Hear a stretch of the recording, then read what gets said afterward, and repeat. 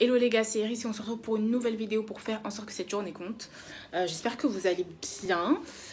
Les gars, aujourd'hui, nouvelle vidéo. J'ai décidé de devenir pet sitter, notamment cat sitter. Donc voilà, je me suis dit que j'allais vous faire une petite vidéo parce que ça peut potentiellement vous intéresser. Moi, pour vous expliquer, j'ai toujours voulu avoir un chien.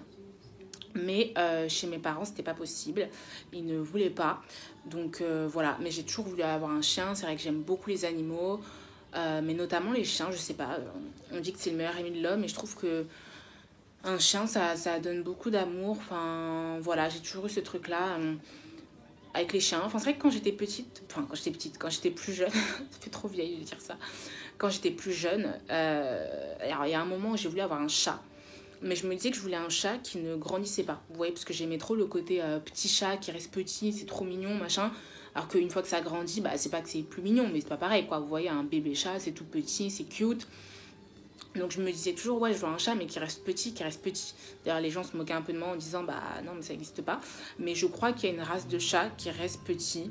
Je sais plus comment ça s'appelle, mais il me semble que ça existe. Donc voilà. Anyway, après, j'ai un peu lâché le truc. Et là, au final, quand j'ai pris mon appartement, je me suis dit, bon, bah, c'est peut-être l'occasion pour prendre un chien. Je travaille majoritairement de la maison, j'ai du temps, donc allez, pourquoi pas.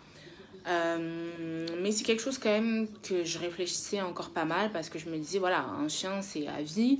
Un chien, ça vit quand même assez longtemps, donc c'est pas un truc qu'on va garder un an et puis après, bye, en fait, pas du tout.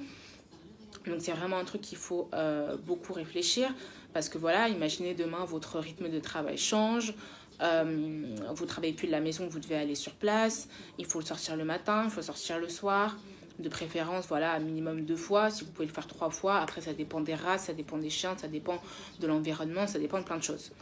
Mais c'est vrai que ça demande quand même un investissement en termes de temps déjà, en termes de coûts, parce qu'on ne sait jamais ce qui peut se passer. Il faut prévoir des coûts vétérinaires potentiellement si l'animal a un problème, les croquettes. Vraiment, il y a beaucoup, beaucoup de choses à prendre en compte. Vous savez, un truc tout bête, mais si vous sortez le samedi soir, que vous vous dites, bon, bah détente, je fais la fête jusqu'au matin, ou je sais pas quoi, ou je dors chez une copine, bah non, en fait, vous avez un chien qui vous attend chez vous et qui demande à être sorti. Donc il y a plein de choses comme ça où on n'y pense pas forcément, mais ça change complètement notre rythme de vie. Donc je m'étais dit, bon, bah, dans un premier temps, pourquoi pas essayer de faire du dog sitting, donc c'est la garde de chiens, pour un peu voir en fait est-ce que je suis capable d'avoir un animal. Parce que vouloir un animal parce que c'est mignon, parce que machin, on adore les animaux, c'est bien.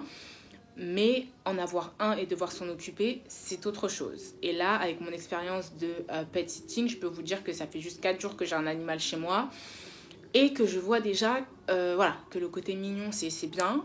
Quand tu vas chez quelqu'un qui a un chien ou un chat, oh c'est mignon, oh là là, il est trop mignon. Ok, d'accord. C'est comme quand tu vas chez quelqu'un qui a un gosse, ah il est mignon, machin. Mais quand tu dois t'en occuper 24/24, je peux vous dire, les gars, que c'est autre chose.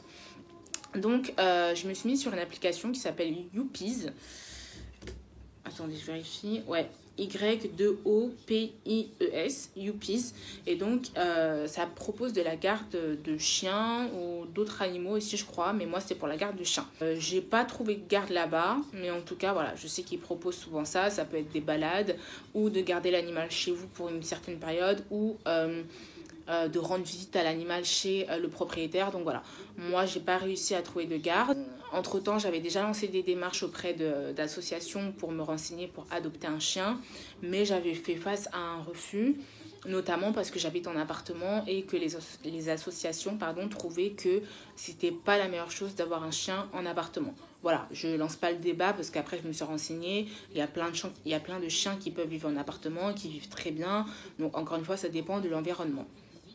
Donc pour le chien, au final, je me suis dit, bon, c'est un peu galère, les associations, voilà, sont pas trop favorables parce que je suis en appartement. Acheter un chien, je trouve ça dommage parce que ça coûte cher et qu'il y a plein de chiens qui demandent à être adoptés.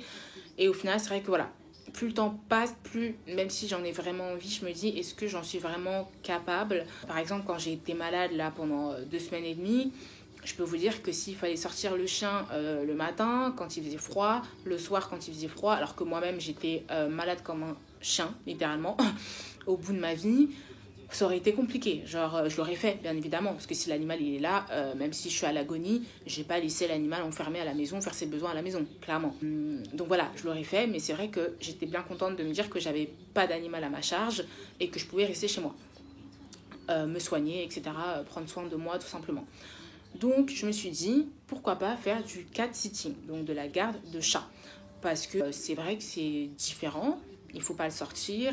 Il y a la litière à la maison, donc il fait ses besoins à la maison. C'est un animal qui est un peu plus autonome quand même. Mais c'est vrai que voilà, un chat et un chien, c'est quand même différent. Je ne sais pas si vous avez des animaux de compagnie. Pour ceux qui en ont ou qui ont déjà eu des expériences de dog sitting ou de cat sitting, ils vont certainement comprendre. Mais c'est vrai que c'est différent. Je me suis dit, bon, bah allez, pourquoi pas. Donc je me suis inscrite sur une autre application. Alors attendez, comment ça s'appelle encore ? Qui s'appelle Prête-moi ton chat. Et en fait, c'est génial parce que vous faites de la garde de chat de manière bénévole et les fonds sont reversés à une association. Donc moi, super, parce que de toute façon, je ne le faisais pas pour moi avoir des sous, c'était vraiment pour l'expérience et si ça peut donner des sous à une assoce, bah tant mieux. Donc je me suis inscrite là-bas et c'est vrai que là, comme c'est la période des fêtes, beaucoup de gens partent en vacances, en déplacement et ne peuvent pas forcément prendre leur animal de compagnie avec eux. Donc j'ai eu 2 gardes de prévues. Donc notamment une qui est actuelle, ça fait 4 jours que je garde un chat à la maison.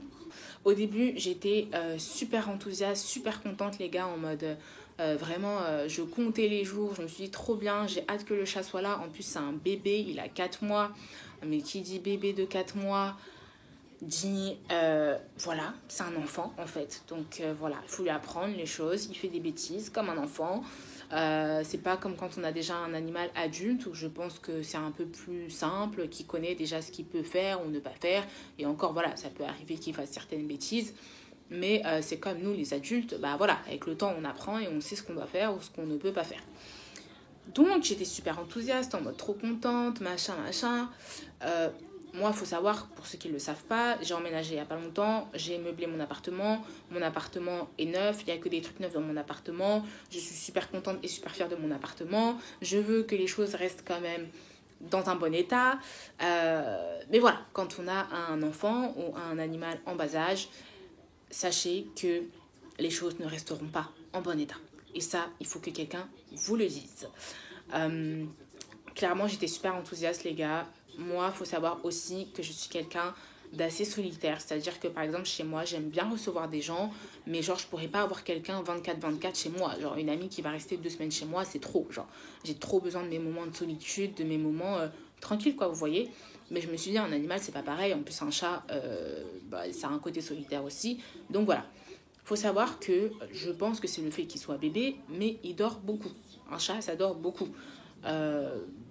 Voilà, je sais pas si les chats adultes aussi ça dort autant, mais un chat ça dort beaucoup. Et puis à 23h ça se réveille et ça commence à faire la mala, alors que vous allez vous coucher en fait. Donc voilà, je trouve aussi qu'un chat, j'ai l'impression, après encore une fois ça fait 4 jours qu'il est là, mais c'est un peu moins smart peut-être qu'un chien. Ça va peut-être un peu moins vite assimiler les choses. Moi franchement je vous jure je lui parle, j'ai beau parler en français, en anglais, je sais pas s'il me comprend en fait. Quand je lui dis là, non, là, truc, là, machin, il faut répéter. C'est une chose aussi que je suis pas très fan de répéter. Non, là, tu vas pas là, non, tu montes pas là. Voilà, c'est un petit peu embêtant, mais voilà, faut le faire. Mais je suis même pas sûre qu'ils me comprennent. Je me suis posé la question en fait, est-ce que je devrais pas parler, je sais pas, quelle langue il parle. Je vous jure, je me suis dit, mais est-ce qu'il comprend le français? Est-ce qu'il comprend l'anglais? Enfin bon, tout ça pour vous dire, je vous mettrai en barre de commentaires si vous voulez les sites, si vous souhaitez tenter l'expérience. Moi, je me suis dit, là, je vais avoir un deuxième chat en garde. Et c'est un chat qui a 7 mois. Donc, je verrai la différence. Je vais vous faire une autre vidéo, je pense, sur ce que m'a appris le fait d'avoir un animal, notamment en bas âge, dans le projet d'avoir un enfant. Parce que, ok, c'est pas pareil. Un enfant, c'est votre enfant. Voilà, machin, ok. Mais je vous jure que rien que ça m'a montré des choses que je pense que parfois on y pense, mais on ne sait pas ce qui nous attend. Je vous jure qu'on ne sait pas ce qui nous attend. Et ça m'a fait tellement me rendre compte de plein de choses en mode, mais demain quand j'aurai un enfant, il faut bien choisir le père. Parce que je vous jure que je pense que vous passez à travers des épreuves où psychologiquement ça doit être très dur. Et notamment j'avais vu un témoignage d'une jeune femme et je me suis dit, mais en fait, ouais, quand tu passes par ça, si t'es pas accompagné de la bonne personne, il y a trop de chances que le couple y pète, il y a trop de chances que toi-même dans ta tête tu craques. Les mamans qui se disent, mais est-ce que j'ai bien fait d'avoir un enfant, machin, tout ça, en fait, je l'ai compris en ayant un chat pendant 4 jours. Donc, c'est pour vous dire, en fait, ça m'a fait une remise en question. Donc, si vous voulez, je vous partagerai ça dans la prochaine vidéo. Mais en tout cas, voilà, pour tous ceux qui pourraient être potentiellement intéressés par de la garde d'animaux, faut prendre beaucoup de choses en compte. Et pour les démarches, en tout cas, voilà, je vous mets tout en barre de commentaires. Et puis, je vous présente le petit chat qui est en train de dormir. Parce que là, attendez, il est quelle heure là? Là, il est 15h. Et 15h, bon, j'ai pas envie de le porter parce que j'ai pas envie de le réveiller comme ça. Donc, je vais vous le montrer comme ça. Il est juste à côté. Il dort. C'est un mâle qui a 4 mois. Bon, vous verrez pas trop sa tête. J'ai pas envie de l'embêter à le réveiller. Mais franchement, il est super cute. Hein, voilà, il est super cute. Très cute quand il dort. Mais je vous jure que tellement il dort, il me donne envie de dormir aussi. Genre, à le voir dormir, avoir quelqu'un qui dort toute la journée, je vous jure que ça vous donne envie de dormir. Ouais, il y a mon doudou qui est juste là. Bref. En tout cas, les gars, dites-moi ce que vous en pensez. Prochaine vidéo sur ce que ça m'a appris par rapport au fait d'être réellement parent d'un être humain. Restez branchés et n'hésitez pas à liker, à vous abonner. Je vous fais des bisous, les gars. Et bisous, ciao, bye. Voilà.